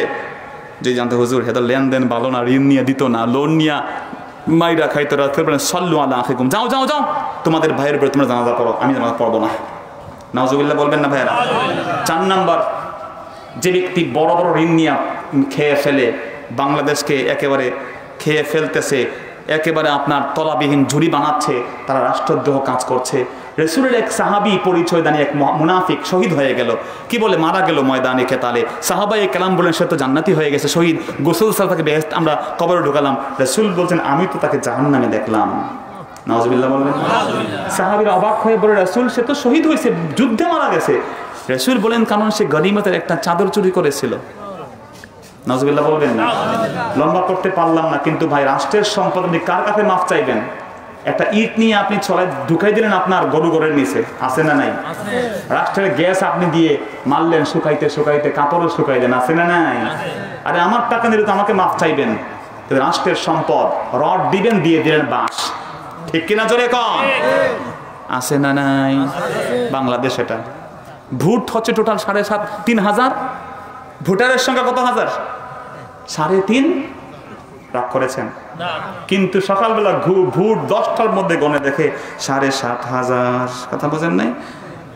3,000 ভোটার, মাগার ভোট পড়ে গেছে 7,500। আমাদের দেশের কথা বলছি না আমি, ভাইয়ের আমার। যে ব্যক্তি ঋণ নিবে কিয়ামতের দিন সে বেইজ্জত হবে। রাসূল বলছেন এমন বেইজ্জত হবে। রাসূল বলছেন ফকিরকে চিনো? রাসূল ফকির তো টাকা নাই, পয়সা নাই। না না না, ফকির হলো যে দুনিয়াতে ঋণ নেই, ঋণ দেয় না। কিয়ামতের দিন আল্লাহ বলেন দেয় ঋণ। এখন আল্লাহ এখন তো কিয়ামতে টাকা নিয়ে আসি নাই, টাকা নিয়ে যাবেন নাকি আপনি আমি কেউ? আল্লাহ বলেন তোর আমল আছে ভালো, ওগুলো দেয়, ধর। কার কাছে ঋণ নিয়েছো তুমি? নাও, তুমি নাও, তুমি নাও। নিতে নিতে পাহাড় পরিমাণ ঋণ নেক আমল দিয়া আপনাকে কিন্তু রিপে করতে হবে। নাউজুবিল্লাহ বলেন। নিতে নিতে নেক আমল নাই, আল্লাহ বলেন দেখ দে ওই যে ঋণ যে দিছে ওর গুনাহগুলা ওর কারে চাপাই দিয়ে দে। নাউজুবিল্লাহ বলবেন না? তো আমরা কি বেশি বেশি করে ঋণ নিয়ে আর দিব না নাকি? যেটা বলেন ঋণ পারলে নিব না, বাট নিলে নিয়ত করে দিব যে আমি অবশ্যই সেটাকে ফেরত দিয়ে দিব। পারা যাবে না ইনশাআল্লাহ? কিয়ামতের দিন যে 5টা প্রশ্ন আল্লাহ করবেন, তার মধ্যে 2টা প্রশ্ন অর্থনীতি সম্পর্কে। ওয়া আন মালিহি মিন আইনা ইকতাসাবা ওয়া ফিমা আনফাকা, মাল কোথা দিয়ে অর্জন হয়েছে, মাল কোথায় ব্যয় করা হয়েছে, সব কিছু জিজ্ঞেস না করে আমাদেরকে এক কদম আগাতে দিবেন না কে? আল্লাহ। এজন্য ভাইয়েরা আমি যে কথাগুলো বললাম প্রথম থেকে, মানজাল্লাযী ইউকরিদুল্লাহ কারদান হাসানা, আল্লাহ পাককে কর্জ দেওয়া মানে হচ্ছে বান্দাকে কর্জ দেওয়া। আমরা যারা ঋণ দিব তারা বেশি উদার হব, আরো বেশি মায়াবী হব, আরো বেশি দয়ালু হব। আর ঋণ যারা নিব তারা বেশি সিরিয়াস হব। ঋণ দেওয়া যেমন সওয়াবের কাজ, ঋণ খেলাফি করা তেমন গজবের কাজ। ঠিক কি না? যে আমরা এটা মনে করতাম তো বাংলাদেশ অন্যরকম হতো। বাংলাদেশে তারা ঋণ কর্জে হাসানা দেয়, এরাও খুব রিস্ক নিয়ে দেয়। আর তারা নেয় যে তুমি আমারে দিছো, যে সময় ইচ্ছা থাকলে দিব, তাই নাকি? আর মনে মনে কয় এই তো দিছো, আর জীবনে দিব না। কথা কোন ঠিক কিনা? যদি আপনি আপনার বিপদ শেষ হয়ে গেলে ফেরত দিয়ে দিতেন, তো ওই লোকটা আরো 10 জনকে কর্জে হাসানা দিত। কি ভাই ঠিক না? প্লিজ আমরা একে অপরের সাথে যেন এই সিরিয়াস একটা সম্পর্কে যুক্ত হতে পারি, যেরকম আমিন। আমার ভাই রনিকে এবং তার বন্ধু বান্ধব যারা এলাকাবাসী আপনারা আছেন, আল্লাহ পাক সবাইকে কবুল করুন, যেরকম আমিন। এই মাহফিলকে আল্লাহ কবুল করুন, আমিন। এই মাহফিলে যারা এসেছি আমরা, আল্লাহ রাব্বুল আলামিন আমাদেরকে এই মাহফিলে যে এসেছি আমরা, আমাদের আশাকে বসাকে কবুলের মঞ্জুর করুন। প্রতি বছরের জন্য আমরা এই মাহফিল ইন্তজাম করতে পারি, আমাদের নাজাতের জরিয়া হয় সে তৌফিক আল্লাহ পাক দান করুন, আমিন। ওয়া আখিরু দাওয়ানা আলহামদুলিল্লাহি রাব্বিল আলামিন। আসসালামু আলাইকুম ওয়া রাহমাতুল্লাহি ওয়া বারাকাতুহু।